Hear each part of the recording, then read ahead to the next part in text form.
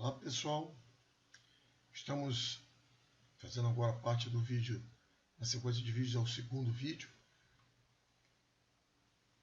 Tipos de conflito. Então, estamos falando da administração de conflito, agora nessa parte estaremos falando dos tipos de conflitos. O que nós temos? Para lidar com conflitos é importante conhecê-los, logicamente, saber qual é sua amplitude e como estamos preparados para trabalhar com eles. O conflito é um elemento importante, seja na dinâmica pessoal ou organizacional, e é um fator inevitável. Mais dia menos dia, o conflito sempre surge. Por mais que se desenvolva esforço no sentido de eliminá-lo, não podemos contê-lo. Observa-se hoje inúmeros profissionais disseminando fórmulas, estratégias para trabalhar com conflitos. No entanto, o que se faz necessário é conhecê-los, saber qual é a sua amplitude e como estamos preparados para trabalhar com eles. Existem vários tipos de conflitos e sua identificação pode auxiliar a detectar a estratégia mais adequada para administrá-lo. Então, por isso que nós temos como tema a administração de conflitos e vimos que existe as probabilidades de risco de tirar muito proveito de um conflito, como também pode levar o conflito a levar as vias de fato, né? Que seriam a luta corporal ou coisa pior. Então, nos tipos de conflito, o que nós temos? O conflito latente não é declarado e não há, mesmo por parte dos elementos envolvidos, uma clara consciência de sua existência. Quer dizer, não há de uma maneira muito clara, mas sempre tem que se detectar. Eventualmente não precisam ser trabalhados. Conflito percebido. Aí, conflito latente, agora o percebido. Os elementos envolvidos percebem racionalmente a existência do conflito, embora não haja ainda manifestações abertas sobre ele. Mas já se percebe. Conflito sentido é aquele que já atinge ambas as partes, em que há a emoção e forma consciente. Nós sabemos que muitos falam assim, não me dou bem com fulano, né? Sinto que a gente não fecha muito legal, quer dizer, já existe um certo conflito. Conflito manifesto. Trata-se do conflito que já atingiu ambas as partes, já é percebido por terceiros e pode interferir na dinâmica da organização. No caso, pessoas até falam assim, rapaz, observo que vocês não se dão muito bem, né? Vocês trabalhando juntos, às vezes arranha uma coisa ou outra. Então, tipos de conflito. É só começar a ter o olhar, a percepção para esse tipo de coisa. Zonas de conflito. Então, vamos ver o que vem a ser uma zona de conflito. Conflito social surge em decorrência do grau de complexidade e implicação social. Não devemos esquecer que vivemos numa sociedade evoluída do ponto de vista social e tecnológico, mas bastante precária, e bota precário nisso, em termos de habilidade para negociações. Além disso, a violência tem sido, no decorrer da história, um dos instrumentos mais utilizados na tentativa de sanar conflitos, querendo aplicar a lei do mais forte. Talvez a fantasia de todo ser humano seja eliminar uma ideia adversa à sua, em vez de ter que questionar sua própria posição. Então, essa é rever conceitos. Então, como a gente falou desde o início, não só nessa apresentação, mas dentro do assunto como um todo de aspectos comportamentais, o mundo muda, né? As situações mudam, as prioridades mudam, é muito dinâmica as mudanças agora, então a gente tem que estar sempre se reinventando, sempre se atualizando, revendo nossos conceitos em muitas coisas. Talvez, como diz aqui, a fantasia de todo ser humano seja eliminá-lo. Antes tinha isso, o pessoal fazia seus grupos e pensava do mesmo jeito, mas as próprias empresas, eu mesmo já trabalhei em algumas delas que tinha dentro da sua estrutura hierárquica um procedimento, uma regra interna, uma norma interna para se formar grupos de trabalho. Então, se trabalhar com pessoas com formações diferentes, competências diferentes. É claro que uns, às vezes, eram bastante importantes no grupo, outros acabavam crescendo o grupo junto com a participação no grupo até contribuía com uma coisa ou outra, mas crescia muito pelo fato de estar presente dentro daquele grupo.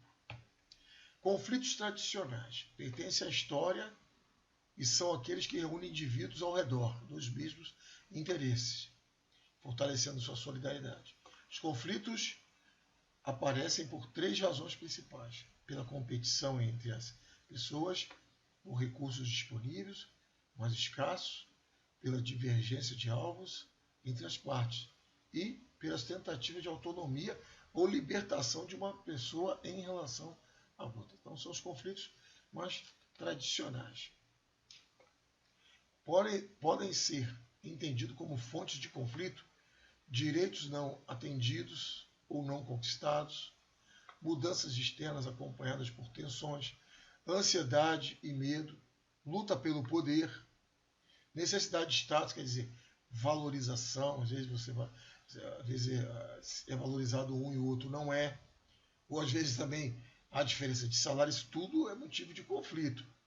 Desejo de êxito econômico, exploração de terceiros, manipulação, necessidades individuais não atendidas, que envolve a questão dos reconhecimentos, vi muitos na prática acontecer, expectativas não atendidas, carências de informação, tempo e tecnologia, escassez de recursos, marcadas diferenças culturais e individuais, divergência de metas, tentativa de autonomia, emoção não expressas inadequadas, às vezes uma pessoa tem mais liberdade que a outra, obrigatoriedade de consenso, meio ambiente adverso e preconceito. Então, são zonas que normalmente são terrenos de conflito.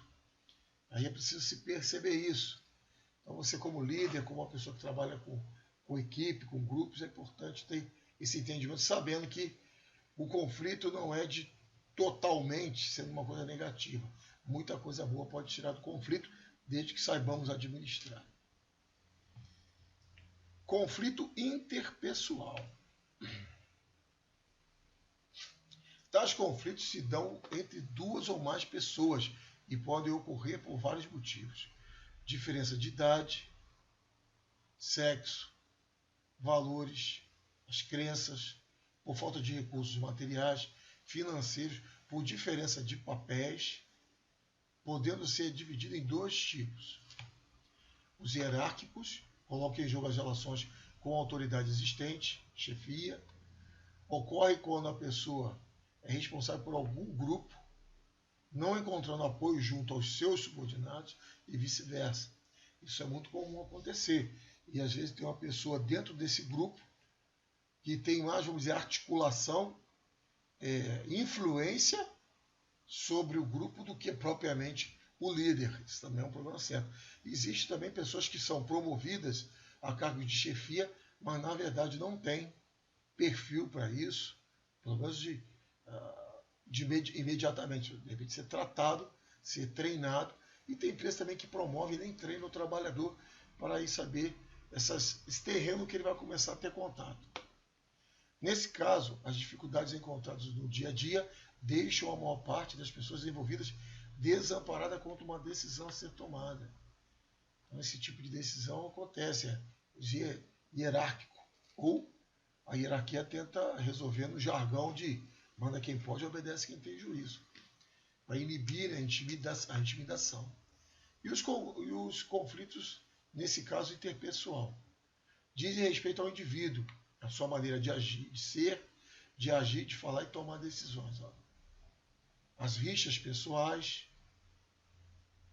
fazem com que as pessoas não se entendam e, portanto, não se falam. Eu vi muitos lugares assim, que tinha muita discórdia entre os colegas de trabalho. Conflitos.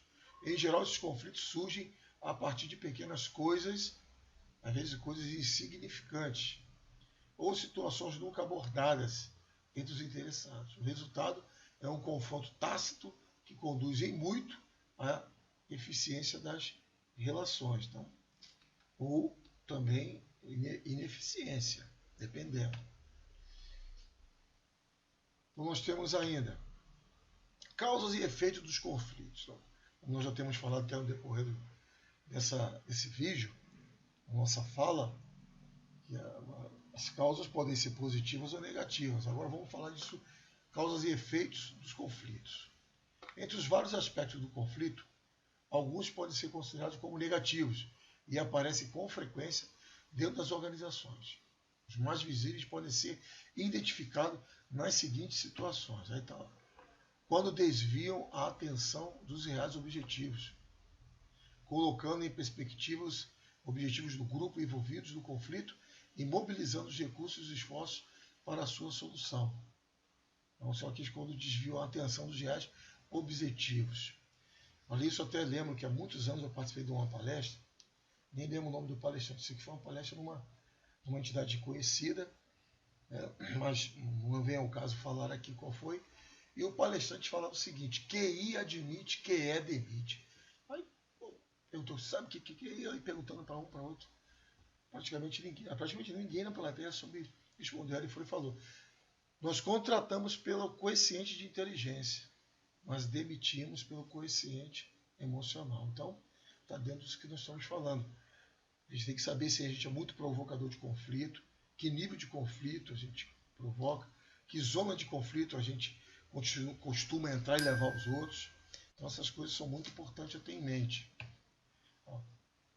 Quando tornam a vida uma eterna derrota para os grupos de perdedores habituais, interferindo na sua percepção, na sua socialização daqueles que entram na organização. Então, existem aqueles grupinhos que se formam, porque pensam igual, não deixa nada novo entrar ali e acaba sendo, vamos dizer, sempre minados, enfraquecidos, como está aqui, perdedores habituais. Isso porque não sabe administrar o conflito. Isso faz parte de um grupo que é conflitante, mas no fundo, ele interage com outros grupos e isso acaba, não interage direito com outros grupos e acaba perdendo se o outro grupo for um melhor administrador de conflito. Quando favorece a percepção estereotipada a respeito dos envolvidos, como ocorre frequentemente em organizações.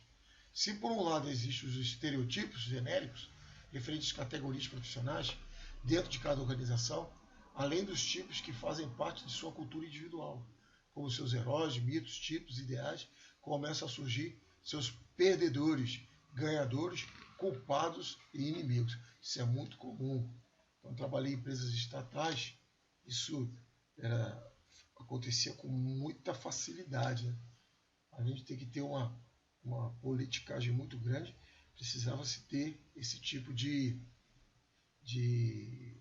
problema, era muito comum.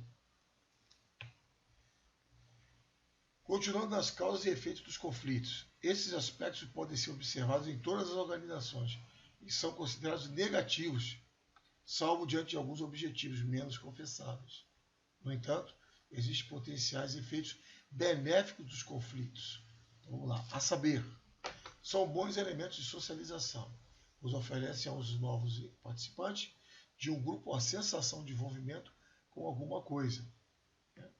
Eu já tive também uma experiência, fui dar uma palestra para um grupo de pessoas, primeira vez que eu dei palestra, não, fui dar um curso, né? Aí tinha uma pessoa lá que ele começou a questionar, falar, criticar, mas criticava muito. Eu estou ali conduzindo da melhor forma possível, né? Eu sabia, como tendo experiência em treinamento, tinha que saber conduzir bem para que não viesse a aumentar o conflito e, por sua vez, acabar comprometendo o desenvolvimento do treinamento. E essa pessoa depois fiquei sabendo que ele é até sindicalista, aqueles sindicalistas fervorosos que gostam de brigar pela causa do trabalhador. Tudo isso tem seu lado bom, né? E acaba tendo conflitos. E à beira vamos dizer, de um conflito que pode se perder o controle. Aí ele falou, mas veio falando muito, agora falava, interrompi, eu falei, eu estou observando, eu falei para ele, mas falei palavra branda, tranquilo, sem eu falei, eu estou observando que você está sempre colocando um questionamento. O lado bom disso que você está colocando, esse primeiro eu levei em conta o lado bom. Né? O lado bom disso que você está colocando é que sinaliza que você quer que as coisas mudem, né? Você quer que as coisas se transformem, que as coisas tomam uma dinâmica melhor, tomam um caminho melhor, uma direção melhor. Mas por outro lado também eu estou observando que você não tem algumas informações que você não tem. Aí comecei a citar, olha, está sendo feito isso, isso, isso para isso. Está sendo feito isso, isso, isso para isso. Aí comecei a responder, mas de maneira branda, dizendo que estava sendo feito, mas que também estava... Um estava em fase embrionária e outro estava em fase já avançada de corporificação, mas não tinha chegado até ele, especificamente a ele. Então ele se acalmou, ficou tranquilo, ficou, vamos dizer assim, participando de maneira normal como os outros no curso, e por fim ele virou um multiplicador daquilo que eu estava colocando ali. Então quer dizer, acabei ganhando a pessoa para esse tipo de trabalho, de cooperação, em função de saber conduzir da melhor forma possível, para que não potencializasse o conflito. Realmente estava já se tornando inconveniente, mas quando eu vi que a conveniência estava ficando num nível bem alto, eu apresentei essas falas e ficou tudo certo, não se sentiu ofendido e ficou tudo bem. Dali para frente, se tornou uma pessoa que, em vez de ser um causador de problema, passou a ser uma pessoa que contribuiu um pouco mais, não no sentido de conflitos para chegar ao risco negativo da coisa. Outra questão importante, ajudam a equilibrar as relações de poder dentro da organização. Pois em qualquer episódio de conflito pode haver diferentes ganhadores, independente das percepções anteriores. Não são aqueles que reiteram o que um fala ou o que o outro fala, amplia o conceito e acaba criando uma estabilidade, criando também um convencimento muitas das vezes. Propicia a formação de alianças com o objetivo de ganhar num conflito específico, mas também de garantir mais poder. Outra coisa, causas e efeitos dos conflitos, continuando. Sejam eles positivos ou negativos, os conflitos podem ser considerados úteis pelo papel que desempenham na vida das pessoas. O chamado comportamento político na organização também é inevitável. Tem uma forte vinculação com o conflito, pois sua relação é direta. Ou seja, quanto mais conflito, mais comportamento político. Isso aí acaba alavancando, né? Para poder sobreviver em meio a esse oceano de muitas correntes ali dentro. Assim, quando há dúvida sobre a sobrevivência das organizações, sobre sua resposta às necessidades organizacionais, sobre aspectos sucessórios, mais voltada para a formação de alianças e para negociações, será a atuação de seus membros. Mas também são causas e efeitos dos conflitos. Lidar com o conflito implica trabalhar com grupos e equipes e tentar romper alguns dos estereotipos vigentes na organização, sabendo que essas mesmas estratégias deverão ser repetidas periodicamente. Então, criar tarefas a serem executadas em conjunto por diferentes grupos. Lembra que eu comentei que tem empresas que possuem oficialmente formação de grupos, um objetivo, né, um projeto lá específico, que tem um início, um meio, né, e finalização dele. Criar tarefas a serem executadas em conjunto por grupos diferentes é uma forma de garantir que seu cumprimento seja reconhecido pela potencialização do trabalho dos grupos. Quaisquer estratégias de confronto podem ser utilizadas caso o conflito já seja franco, desde que exija entre as partes alguém que desempenhe um papel moderador também. O papel moderador tem que sempre ter. Então, chama também de facilitador, moderador, para ir conduzindo as coisas da melhor maneira, para não fugir ao controle. Então, pessoas que estão na liderança de grupos, ou exercendo cargos de chefia sobre determinado grupo, ele precisa ter essa percepção sobre causas e efeitos dos conflitos. Nós falamos aqui, temos mais 2 assuntos para tratar no próximo vídeo. Então, desejo a vocês bons estudos, vejam o vídeo quantas vezes for necessário. Houver dúvidas, use nossos canais de comunicação e que nós estaremos respondendo o mais breve possível. Boa sorte e bons estudos.